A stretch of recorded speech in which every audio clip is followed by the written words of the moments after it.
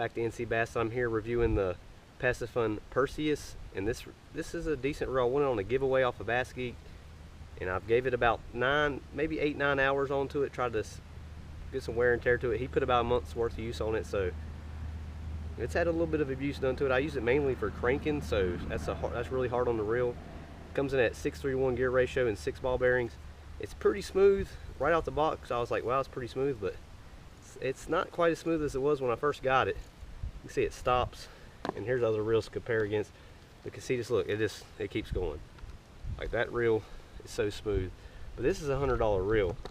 Shimano Casitas, you know Shimano is like one of the best, and this is a new company, pretty new at least, and wasn't so sure about it. I like tried and true companies. I've always been a big fan of Abu Garcia. And the main thing that when I picked it up, it's kind of heavy, about 8 ounces. It's 8.0 ounces, but a Pro Max, at least this Gen 2 is a Pro Max, and it's 7.9, so it's about the same as there. But this is way more of a low profile reel. See how it fits my hand a lot better. This is a little bit heavier. I prefer left hand, but I can use right hand, especially for cranking. Anything I don't have to twitch the rod a lot, like a jerk bait or a walking bait, I cannot use a right hand retrieve. I don't mind a right hand retrieve. I just have to switch hands. It can't be something that I drop in and hit a fish with real quick because I gotta switch hands. I like the rod my right hand to twitch and walk baits, but I can use a right hand retrieve. The main thing I do like about this thing is the giant handle. This handle is huge. You can see compared to the Pro Max, look at that. This handle is massive, and I like it. It gives you a lot of leverage, especially when you're cranking all day. And the foam grips are really nice. It's super light. Feels like some high dollar stuff. And it has the clicking brakes right there, the magnet brake. It clicks, and that, I mean, you don't even get that with the Casitas. It just turns. It has no clicks. The side plate comes off very easy, which is surprising. As you can see, it comes off, and I mean, that's clean, but it's not like super durable stuff. That's got the brakes in here. You can set them how you like it. It has really good brakes on it. It doesn't backlash very easy at all. It makes pretty long casts too, surprisingly. The only thing I've seen, maybe its durability is going to be the issue with this thing. I've heard it grind twice. At 8 hours use on a cast, I've heard it grinds probably plastic parts in here. So that might be an issue with durability. But besides that, 40 bucks, I've heard of people getting these. They're like 46, 47.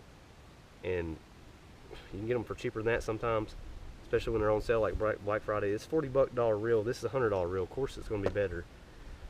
I don't know if I'd recommend this for somebody that fishes all the time. Of course, like a tournament fisherman, it's definitely going to break down. Durability is probably going to be the issue with this reel right here, I would assume, but it's held up good for me. I just heard it grind twice, so maybe the parts on the inside are not that great. But if you're a beginner, I still would recommend starting out with a Black Max or a Pro Max. Abu Garcia is a tried true company that has been around for years and years, and you'll trust them. I mean, not saying I don't trust Piscisfun. They're just a new company, and these parts, they might be out of business in a year. You never know. But it feels super great reel handle.